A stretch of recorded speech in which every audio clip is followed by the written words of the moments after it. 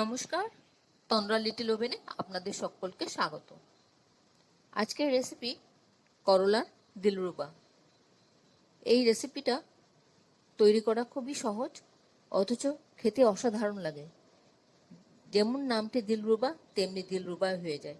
এটা খেতে এতটাই অসাধারণ লাগে যে আপনি বারবার এই চেয়ে খাবেন এই রান্নাটা। আসুন তাহলে দেখিনি কীভাবে আমি করলাম এই রেসিপিটা।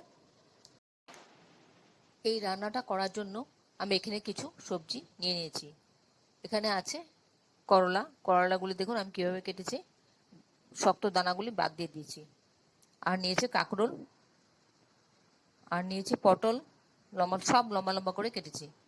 আর নিয়েছি আলু। আপনি চাইলে অন্যান্য আরও সবজি নিতে পারেন, বরবটি নিতে পারেন, গাজর নিতে পারেন, বেগুন নিতে পারেন, যা থাকবে বাড়িতে সবই নিতে পারবেন। এবার কড়াতে 1 টেবিল স্পুনের মতন তেল দিয়ে দিলাম। তেলটা একটু গরম হলে পরে প্রথমে করলাগুলি দিয়ে আমি একটু ভেজে নেব। একটু নুন আর একটু হলুদ গুঁড়ো দিচ্ছি, দিয়ে করলাগুলিকে একটু হালকা লাল লাল করে ভেজে আমি তুলে নেব। এই মুহূর্তে আপনারা কে কোথা থেকে, কোন শহর থেকে, কোন দেশ থেকে আমার এই রেসিপিটা দেখছেন, প্লিজ একটু কমেন্ট বক্সে কমেন্ট করবেন, আমার তাহলে খুব ভালো লাগবে। আর নতুন কোনো বন্ধু প্রথমবার আমার চ্যানেলটাকে দেখে থাকলে আপনাকে একটা বিগ হাগ জানাচ্ছি। চ্যানেলটাকে সাবস্ক্রাইব করে নেওয়ার জন্য অনুরোধ রইল। পাশে বেল আইকনটা অ্যাক্টিভেট করে নেবেন, যাতে পরবর্তী আমার সমস্ত রেসিপির নোটিফিকেশন সবার আগে আপনার কাছে এসে পৌঁছয়। আর আপনি যদি ফেসবুক থেকে দেখে থাকেন তাহলে ফলো অপশনটা ক্লিক করবেন আর একটা লাইক দেবেন, তাহলে আপনি আমার সাথে জুড়ে যাবেন। আপনি আমার সাথে জুড়ে গেলে আমার সমস্ত রেসিপির নোটিফিকেশন সবার আগে আপনার কাছে এসে পৌঁছবে। করলাটা ভাজা হলে আমি তুলে নিলাম। এরপর আমি ওই তেলেই আলুগুলি ভেজে নিচ্ছি, সামান্য একটু নুন আর একটু হলুদ গুঁড়ো দিয়ে। হালকা লাল লাল করে হবে যখন, তখন আমি তুলে নেব।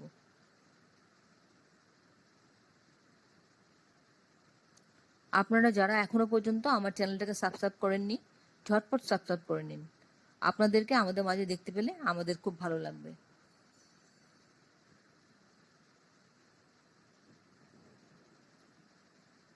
আলুটা মোটামুটি ভাজা হয়ে গেছে, আমি তুলে নিচ্ছি। এবার কড়াতে একটু তেল দিয়ে দিলাম। এখানে আমি কটা মটর ডালের বড়ি ভেজে নিচ্ছি। এই বড়িটার সাথে দিলে রান্নাটা খেতে বেশ ভালো লাগে। হালকা লাল লাল করে ভেজে আমি বড়িগুলো তুলে নিচ্ছি।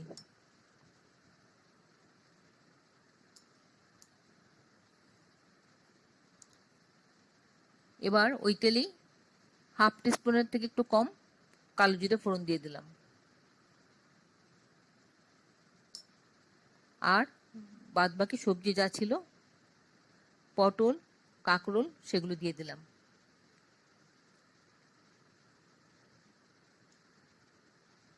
এবার এর মধ্যে একটু নুন দিয়ে দিলাম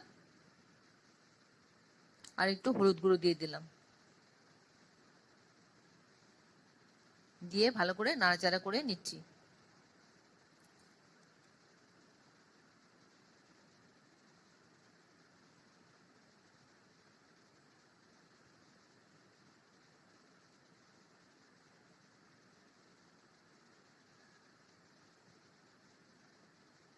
তারপর এর মধ্যে আমি ভেজে রাখা আলু আর করলা দিয়ে দিলাম, সাথে বড়িটাও দিয়ে দিলাম, আর দিলাম 1/2 টিস্পুন জিরে বাটা, 1/2 টিস্পুন আদা বাটা। এবার সবটা একসাথে ভালো করে মিশিয়ে একটু ভাজা ভাজা করে নেব।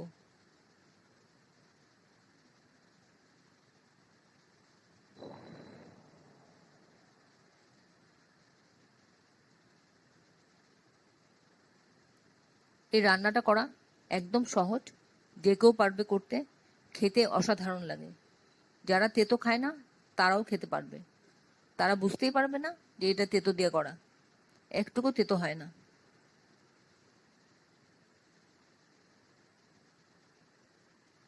এবার সামান্য একটু জল দিয়ে দিলাম 1/2 কাপ মতন।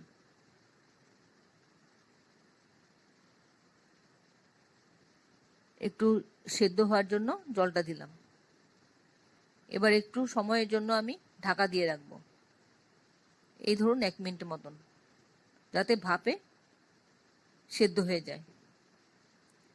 1 মিনিট বাদে আমি ফিরে আসলাম।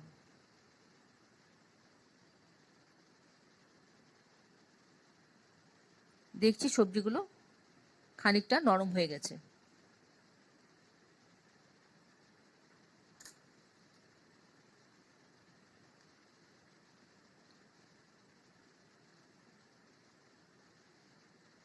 আমরা করলা দিয়ে তো অনেক রকম রান্না করি, খাই। এই রান্নাটা একটা অন্যরকম রান্না, বেশ ভালো লাগে। একটু চিনি দিয়ে দিলাম স্বাদ অনুযায়ী, 1/4 টিস্পুন।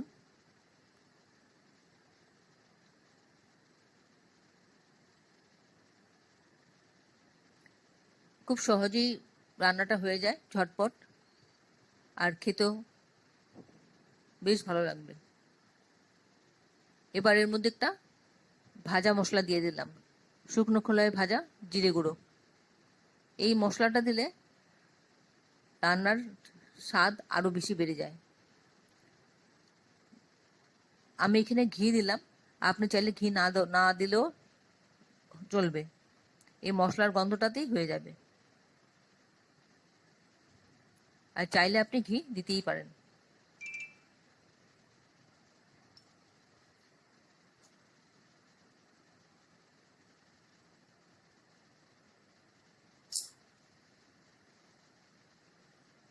এবার 1 মিনিট ঢেকে স্ট্যান্ডিং টাইম দিয়ে আমি রান্নাটা পরিবেশন করে নিচ্ছি। যদি আপনাদের ভালো লেগে থাকে আমার এই রেসিপিটা, তাহলে অবশ্যই একবার এভাবে রান্না করে খাবেন। আর খেয়ে কেমন লাগলো কমেন্টসে জানাতে ভুলবেন না। আমি আপনাদের কমেন্টসের অপেক্ষা করি। ভালো লাগলে একটা লাইক দেবেন, আর বন্ধুদের সাথে অনেক অনেক শেয়ার করবেন, যাতে অন্যরাও এভাবে রান্নাটা করে খেতে পারে। এতক্ষণ ধৈর্য ধরে আমার এই রেসিপিটা দেখার জন্য আপনাদেরকে অসংখ্য অসংখ্য ধন্যবাদ। আপনারা সকলে ভালো থাকবেন, সুস্থ থাকবেন, ঈশ্বরের কাছে এই কামনা করি। আর এই ধরনের নতুন নতুন রেসিপি দেখতে আমার চ্যানেলটাকে সাবস্ক্রাইব করে নেবেন, পাশে বেল আইকনটা অ্যাক্টিভেট করে নেবেন, যাতে পরবর্তী আমার সমস্ত রেসিপির নোটিফিকেশন সবার আগে আপনার কাছে এসে পৌঁছয়। আপনার যদি কোনো প্রশ্ন থাকে এই রেসিপি সম্পর্কে কমেন্টসে জানিয়ে দেবেন, আমি আপনার উত্তর দিয়ে দেবো। তাহলে ভিডিওটা আজকে এখানে শেষ করছি। আবার দেখা হবে আপনাদের সাথে পরবর্তী অন্য কোনো এক রেসিপিতে। আপনারা সবাই ভালো থাকবেন, সুস্থ থাকবেন, ঈশ্বরের কাছে এই কামনা করি। আর নিজের খেয়াল রাখবেন, পরিবারের সকলে খেয়াল রাখবেন। আসি তাহলে, নমস্কার।